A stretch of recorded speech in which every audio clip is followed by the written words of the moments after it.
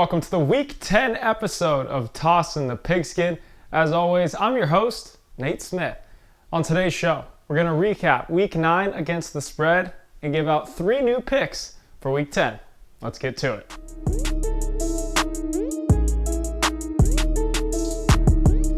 All right, let's get into it with first recapping what happened Week 9 against the spread. To put it shortly, it was another frustrating week for me here at Tossing the Pigskin. Just 1-2 on the week pushes the season total to 12-15 overall. So let's break down what went wrong here. First pick was the Ravens -2 at the Colts. That was the lone winner of the week and felt good about this one going in, and the Ravens proved me right throughout this game. At about halftime, it was a bit sketchy. The Colts were actually held lead, and so Baltimore, it was impressive what they did. They came out in the second half. Lamar Jackson, this offense, seemed to correct some things. Baltimore turned in a phenomenal performance defensively, really from start to finish in this one. And in the third and into the fourth quarter, they really took control of this game. And I won't say it's an easy win, but they definitely pulled away in the second half. Pick number 2 was the Panthers at the Chiefs, -10.5. I had the Chiefs in this one, and boy, oh boy, did the Panthers make me take my foot and shove it right in my mouth. The return of Christian McCaffrey really helped spark this offense, and Kansas City certainly did not turn in one of their finer defensive performances of the season, which was a bit surprising.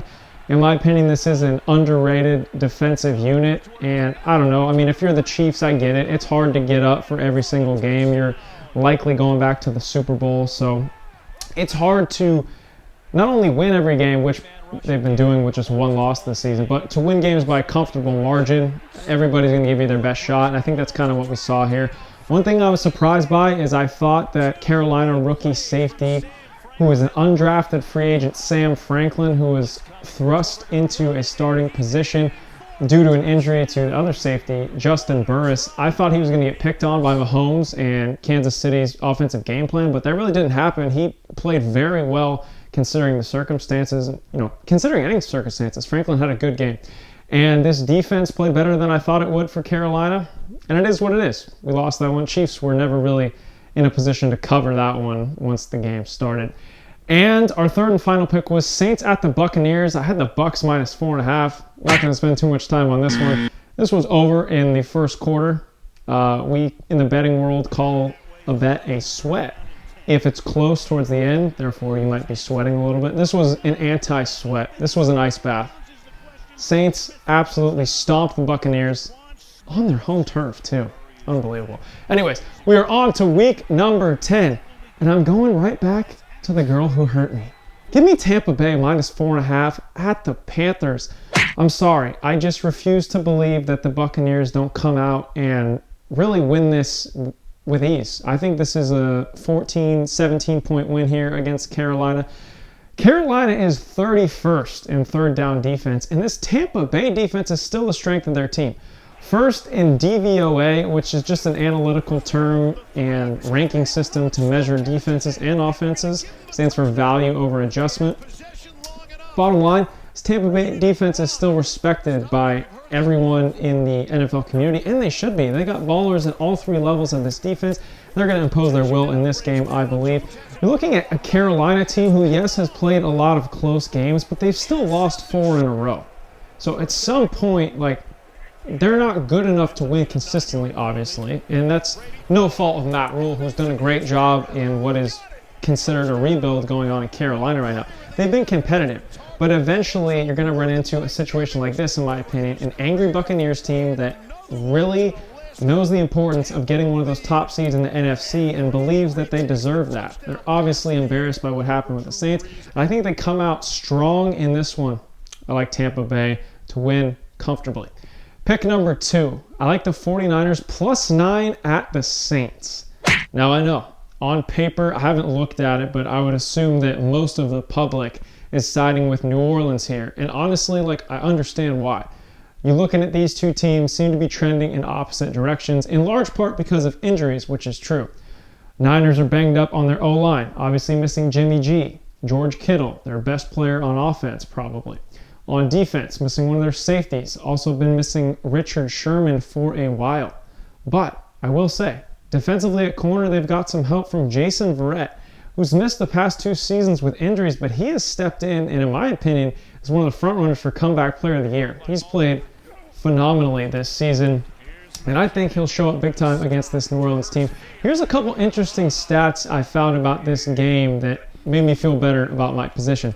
The Saints are 2-5 against the spread in their last 7 games, which essentially means they've been winning a lot of close games, haven't been blowing people out. And that's exactly what I expect in this game.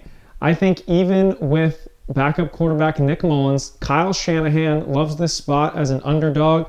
I think the Niners will be able to run the ball effectively, even without Raheem Mostert.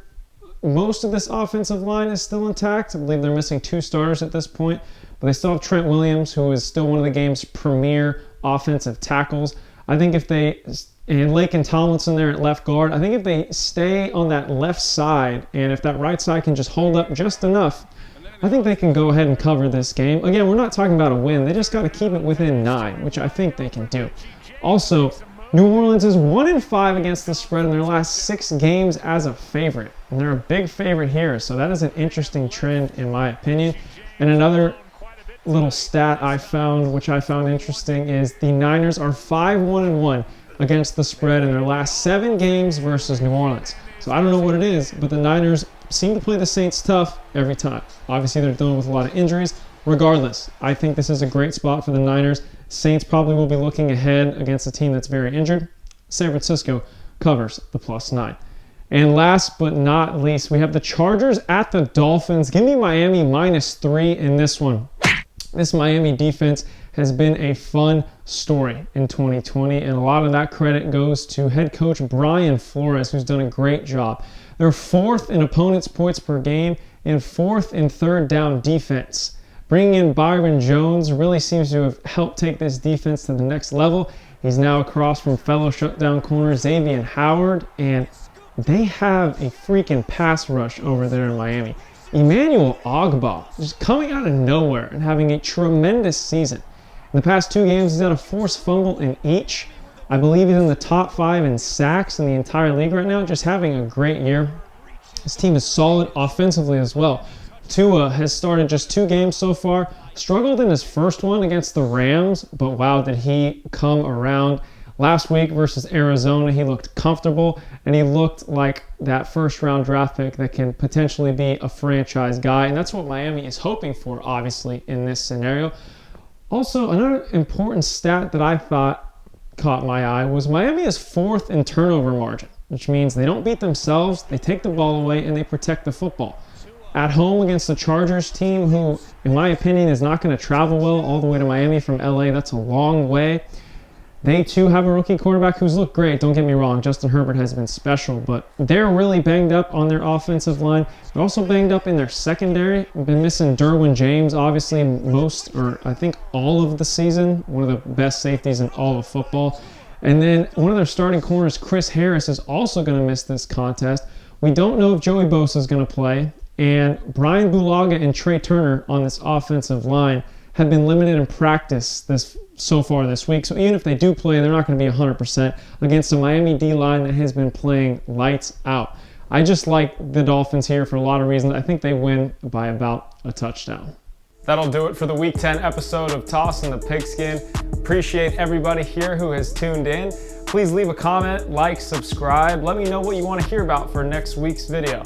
Until then, I'm Nate Smith, and we'll see you next time.